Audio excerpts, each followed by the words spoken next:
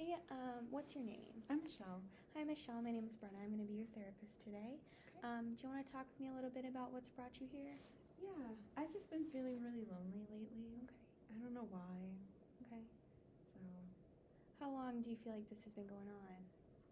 I would say probably a month now. Okay. It's like on and off. Okay, and is there something in your life that has changed recently or that's been bothering you and has led to this lonely feeling? Yeah, I mean, I just moved to a new place, so maybe that's why I Okay. don't have that many friends. I just started a new job, so that's been kind of overwhelming.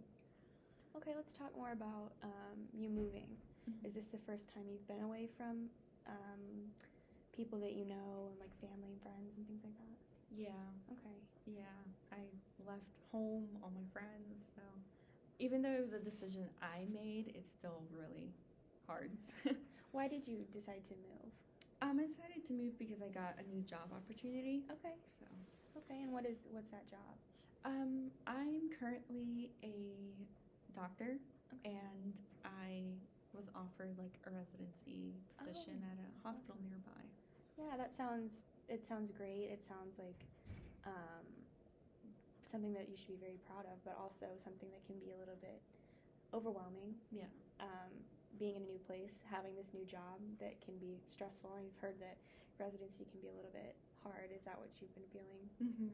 Yeah. Yeah, it's overwhelming. My schedule's all over the place, so I feel like I just don't have time for like personal time, self-care time, or just to even socialize. Yeah.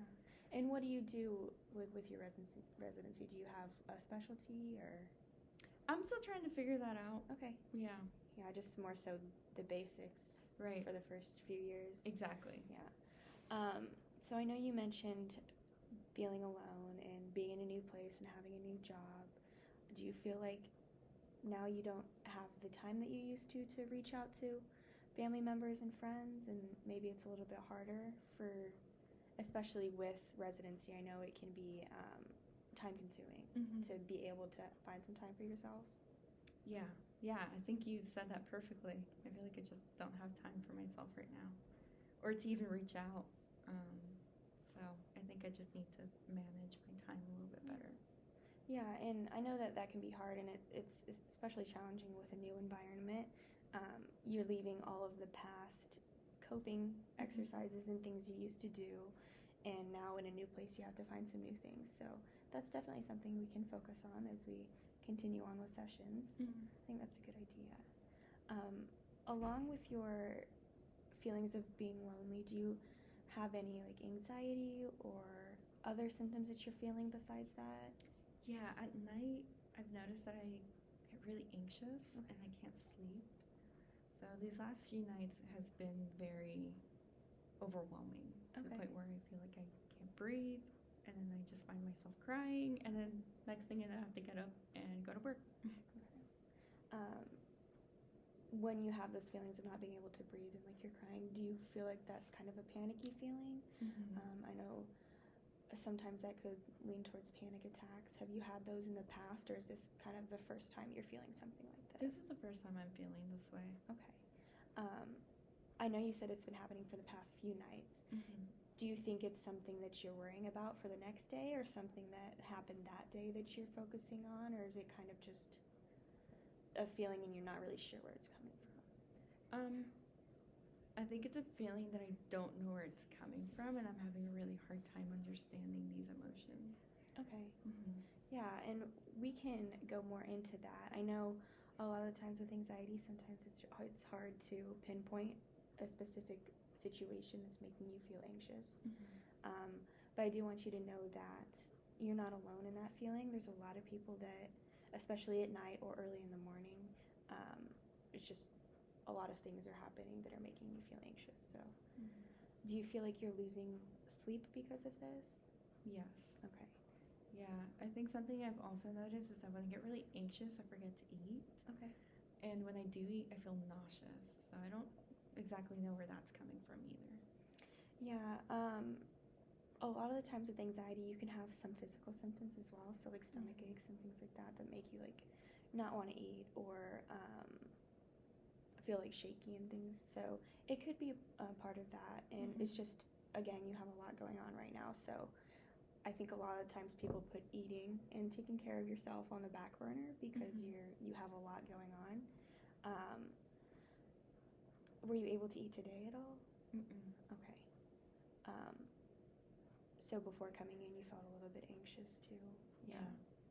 And you feel like that's mainly like feelings of panic, and do you have other symptoms too? Whenever I do get extremely anxious, I start getting really bad migraines. But I think that's just because I'm trying to hold back my emotions. I don't know. Is it hard for you to have those emotions? Mm-hmm. Is it uncomfortable? Okay. It is, and that sounds really sad, but I just grew up in an environment where I wasn't really taught Okay. how to show my emotions or to even process them. So I'm having a hard time processing my emotions and being okay with them. Yeah. When you mentioned like your family life and growing up, was mental health something that just wasn't really talked about? Mm-hmm. It wasn't. Okay. You didn't really talk about your feelings at all with No. Do you feel like now that's made it a little bit hard to reach out and talk to them? Yes. Okay. Yes, mainly because I know they see me as a successful woman, but at the same time, I know that if I were to tell them that I'm having problems with my mental health, they're going to assume I'm being distracted by something else. Okay. Yeah. And you feel like that has a lot to do with being a woman and sort of all of the expectations they put on you too? Yeah. Can be a little bit overwhelming. Oh yeah, for sure.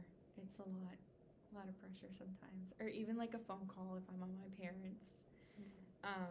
The first thing they ask is like how much money I made for the week, how am I doing, if I was able to make, new goals. So it's always more so my work life, not necessarily my personal life. Okay. So that's kind of hard sometimes too. Yeah. And do you feel like that has to do with culturally, religiously, anything like that, or I think how they were raised? Yeah.